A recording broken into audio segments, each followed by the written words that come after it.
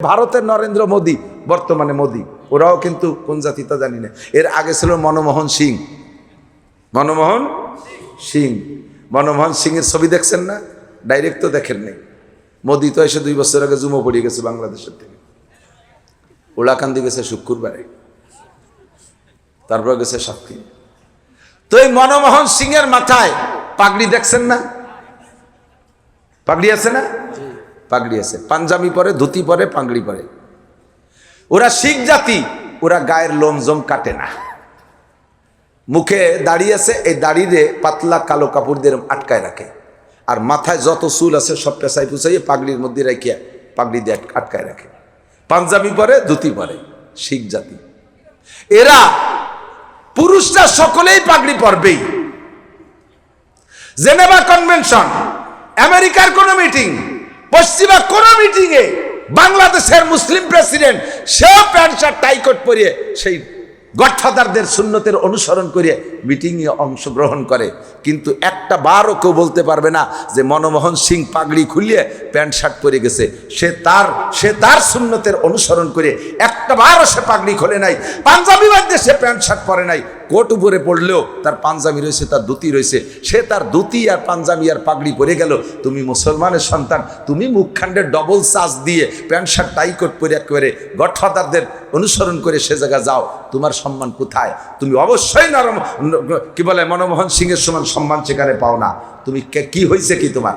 মুসলমানের সন্তান সুন্নতের পর আমল করতে কষ্ট বোধ করে। আল্লাহ হেফাজত করুক, বলেন আমিন। উদখুলু বিসসিলমি কাফা, মুসলমান হইলে পাক্কা মুসলমান। না নামাজ হয় না, রোজা না, জাকাত না হজ, তো ফির খুশি কিসমত কে কোই যে হয় না জজ। নামাজ নাই, রোজা নাই, হজ নাই, জাকাত নাই, কুরআন নাই, হাদিস নাই, ফরজ নাই, ওয়াজিব নাই, সুন্নাত নাই, মুস্তাহাব নাই, ইশরাক নাই, আবিন নাই, চাষ নাই, জুমা নাই, অক্তীয় নামাজ নাই, রমজানের রোজা নাই, শুয়োরের মতো গটগট করে খেয়ে বেড়ায় আর বিড়ি টানে মানুষের ভিতরে। আবার তুমি মুসলমান দাবি করো, তোমার মতো ইন্নাকা মিনাল মুনাফিকিনা হাক্কা, তুমি পাক্কা মুনাফিক। এই মুনাফিকি থেকে উঠে এসো যদি বাঁচতে চাও। কথা বলেন ঠিক কি ঠিক না? রাজি আছি না ইনশাআল্লাহ? আর জিন্দেগিতে অমুসলমানদের কোনো কিছু আমরা মানবো না। শয়তান আমাদের পরম শত্রু, আসবে বিভিন্ন রূপ নিয়ে। এদিক তাকান, বর্তমানে আইসা আমাদের ভিতরে কয়েকটা রূপ নিয়ে। একটা হলো কাদিয়ানি, একটা কি কাদিয়ানি, এটাও ইন্ডিয়ান প্রোডাক্ট। ভারত ইসলামের সব জায়গা গুলি মারছে, সব, যেমন খাদ্যের ভেজালের মার্কাজ ভারত। যত প্রকারের ফরমালিন টরমালিন সব আসে কোন জায়গার থেকে? ভারতের থেকে। মদ, গাঁজা, ইয়াবা, ফেন্সিডিল, হিরোইন সব আসে ভারতের থেকে মুসলমানদেরকে ধ্বংস করার জন্য। খাদ্যের ভেজাল ইন্ডিয়াতে, ধর্মের ভেজালও ইন্ডিয়াতে। এদিক বাংলাদেশের যত ভণ্ডপীর আছে না, সমস্ত ভণ্ডপীরের আমদানি হয়েছে ইন্ডিয়াতে। এরপরে কাদিয়ানি, গোলাম আহমদ কাদিয়ানি, সে নবুয়তি দাবি করছে। আমার প্রাণ প্রিয় যুবক বন্ধুরা, বুড়োকে বাদ দিয়েছে, আপনারা আল্লাহ বিলে করেন, দোয়া করেন, জেহাদে লাগবে যাকে তাকে কই। গোলাম আহমদ কাদিয়ানি নবী না কাফের? যে কাফের বলতে এখন চুপ করে রয়েছেন তারও ইমানের মধ্যে দোষ আছে। গোলাম আহমদ কাদিয়ানি নবী না কাফের? তারে যারা কাফের বলবে না তারাও, তারে যারা কাফের বলে স্বীকৃতি দেওয়ার অধিকার আছে, ক্ষমতা আছে, তারাও যদি স্বীকৃতি না দেয় তাহলে তাদের ইমানের মধ্যে সন্দেহ। কথা বলেন ঠিক কি ঠিক না? গোলাম আহমদ কাদিয়ানির এই কাদিয়ানি ফিতনা আইছে, ভিতরে ভিতরে ঢুকে গেছে। প্রায় গ্রামে কাদিয়ানি 2-4 জন খুঁজে পাবেন। সুন্দর করে দাওয়াত দিচ্ছে, নাম দিচ্ছে আহমাদি মুসলিম। আপনাদের সতর্ক করে দিচ্ছে, দিক দেখান।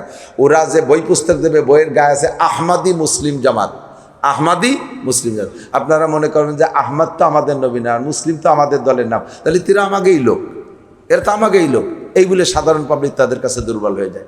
ভিতরে ভিতরে রমজান মাসে মহিলাদের ভিতরে ইফতারি দেবে, শাড়ি দেবে, কাপড় দেবে, ঈদ খরচ দেবে, যুবকদেরকে টাকা দেবে, পয়সা দেবে, শিক্ষা সফরে নেবে, ভ্রমণে যা টাকা দেবে, এরপরে বিদেশ যাইতে গেলে টাকা দেবে, নেতাকে রাজনীতি নির্বাচনের সময় বস্তা বস্তা টাকা। আমার গোপালগঞ্জে বহুত দেশে আমি খবর পাইছি, সম্পূর্ণ কাদিয়ানিরা। আর যখনই কাদিয়ানিদের বিপক্ষে উলামায়ে কেরাম কথা বলে, ওই পয়সা খাওয়ার দালাল, পয়সা খায় গু খাওয়ার নেতারা, তারা সেই সময় যাইয়া কাদিয়ানিদের দল নেয়। কথা বলেন? সামনে যদি তুমি কোনো কাদিয়ানিকে পাও, মুহূর্তে এসে সুযোগ আসছে, এই সময় শায়েস্তা করে ছেড়ে দিতে হবে। রাজি আছেন ইনশাআল্লাহ? আর একটা ঢুকছে হিজবুত তাওহীদের পাঙ্কু সেলিম, সুবহানাল্লাহ। হিজবুত তাওহীদের পাঙ্কু সেলিম, বায়েজিদ খান পন্নী ওর মুরব্বী। এ বায়েজিদ খান পন্ডিত কোরআন হাদিস জানে না, ওর তলা হয়ে গেছে সন্নি। সে মরে গেছে, তার একটা সেলাত হয়ে গেছে, নাম তার কি কয় সেলিম পাঙ্কু। থুতমার উপরে এই জায়গা খাইজনি চারটে দাড়ি। সে যে কি পাকা পাকা বক্তব্য দেয়, নতুন নবী হইয়াছে সে। নামাজের জন্য উন্মুক্ত পরিবেশ, নামাজে দাঁড়াইয়া নারী পুরুষ একসাথে, একটা মহিলা একটা পুরুষ, একটা মহিলা একটা পুরুষ, আর সেলিম তার ইমাম। নামাজে যখন ইমামতি করে সেলিম, নামাজ যে কি গতিতে, আল্লাহু আকবার, মেল্টেন ফেল। ইমাম রুকুতি, মুসল্লি একটা সিজদায়, একটা দাঁড়ানো, একটা উঠা, একটা বসা, একটা শোয়া, এ হজাবার সারা নামাজ ভরে মুসল্লি আছে, জামাতে নামাজ পড়তেছে। একটা পুরুষ একটা মহিলা, নামাজ করবা না প্রেম করবা বসে বসে। সেই জায়গায় সাড়ে শয়তান কোথাকার। বাংলাদেশের লক্ষ লক্ষ উলামায়ে কেরাম থাকতি, তারা ধর্ম বোঝে না, ধর্ম বোঝে পাঙ্কু সেলিম। আর আমার কতগুলো যুবক, শোনা ইয়াং যুবকরা, তারাও সেই পাঙ্কু সেলিমের ভক্ত হয়ে গেছে। সে পয়সা দেয়, খাওয়ায়, প্যান্ট দেয়, শার্ট দেয়, টাই দেয়, কোট দেয়, তারপরে আরও যা লাগবে তাও দেয়, সব কিছু দিয়ে টিয়ে মোবাইল দেয়, টাকা দেয়, পয়সা দেয়, ভক্ত হয়ে গেছে। ইমান বিক্রি করিস না, ইমান বিক্রি করিস না। ধরা একদিন খাবি, আজ আসিস কাল থাকবি না, মরতে একদিন হবে। ফাসাউফা তারা ইদান কাশাফাল গুবারো আফারা সুন তাহতা রিজলিকা আম হেমারো। অন্ধকার কেটে গেলে বুঝবা তুমি ঘোড়ার পিঠে বসা না গাধার পিঠে বসা। কবরে যাওয়ার পরে সব খুলে যাবে ইনশাআল্লাহ। কথা বলেন ঠিক কি ঠিক না? হিজবুত তাওহীদের কেউ আসলে তাকে কি তোমরা বরণ করবা না জুতো মারবা? জোর হলো না? আরো জোরে। খালি জুতো না, তলে কিছু থাকবে। কি থাকবে? গু গু, পায়খানা না গু। কথা বলেন। রেডি হয়ে যাও যুবক, যুদ্ধের সময় এসে গেছে, বেশি দেরি নেই। 3 নম্বর, আর এক দল বেরোছে, আহলে কুরআন। কি নাম? আহলে কুরআন। এদিক তাকান, এ আর এক ফেতনা। নাম শুনলে তো কত সুন্দর লাগছে, আহলে কুরআন, সুবহানাল্লাহ। তাহলে আমাকে হুজুরের চাইতে বড়। একদল বেরিয়েছে আহলে হাদিস, তারা হাজার হাজার সহিহ হাদিসের দোহাই দিয়া হাজার হাজার হাদিসকে অস্বীকার করতেছে।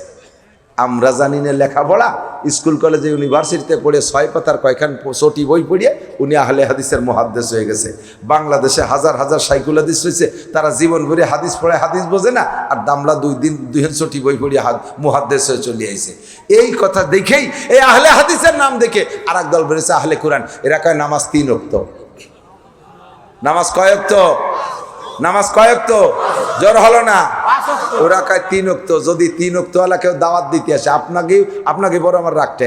এই যে আহলে হাদিস নতুন নতুন বানাচ্ছে, এক আহলে হাদিসে কইলাম যে তুমি তো আমাদের পিছনে নামাজ পড়ো, তুমি একটু কও দি। তুমি আগে যে নামাজ পড়তে, মাযহাবি থাকতে, হানাফি থাকতে যে নামাজ পড়তে, ওই নামাজ কি, ওই সে কি, ওই নেই? 1 নম্বর। 2 নম্বর, আমরা এখনো মাযহাবি আছে, হানাফি, আমাদের নামাজ হয় কি হয় না? যদি বলো যে আপনাদের নামাজ হয় না, আর আমিও আগে যা পড়ছি হই নেই, সেই জন্য সেই নামাজ ছাড়ি দিয়ে এখন আপনাকে নামাজ, অন্য নামাজ ধরছি, তাহলে আমি ইমাম, আমি এই মসজিদের ইমাম, আমার নামাজ যদি না হয়, আমি যেভাবে পড়তেছি এই নামাজ যদি না হয়, না হওয়ার কারণে তো তুমি ছেড়ি দিয়ে অন্য দলে গেছো। তাহলে আমার নামাজ যদি না হয়, তুমি আমার পিছনে নামাজ পড়ো কে? বোঝেন নাই কথা? তুমি আমারে বলছো ইমাম সাহেব তোমার নামাজ হয় না, আমিও আগে তোমার নামাজ পড়তাম, তা হয় না বলে বাদ দিছি, এখন আলাদা নামাজ ধরছি।